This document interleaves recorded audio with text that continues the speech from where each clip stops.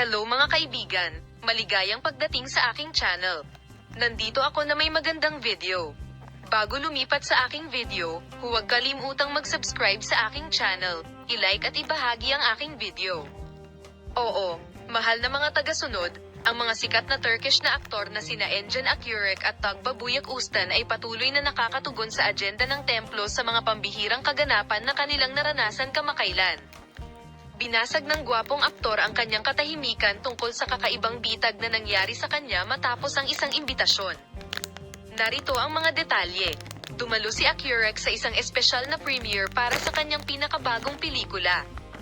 Nagsimula ang gabi nang may matinding sigasig sa imbitasyon na nagsama-sama ng mga pinakatanyag na pangalan ng Turkey. Gayunpaman, sa paglaon ng gabi, si Engin Akyurek ay nahaharap sa isang kakaibang bitag. Nakatanggap ang aktor ng isang misteryosong sulat sa pagtatapos ng gabi. Sinabi rin sa sulat, "Nag-iwan kami ng sorpresang regalo, hanapin ito at tuklasin ang iyong sorpresa." Ang mga mata ng pusong puno ng kuryosidad at pananabik ay kinaladkad siya sa mahiwagang pakikipagsapalaran na ito. Kasunod ng mga tagubilin ng liham, nakita ni Akyurek ang isang itim na sobra sa likod na sulok ng gusali. Nang buksan niya ang sobra ay may isang mapa at iba pang mga tagubilin. Dinala ni Araka ang sikat na aktor sa isang paglalakbay sa mahiwagang kalye ng Istanbul.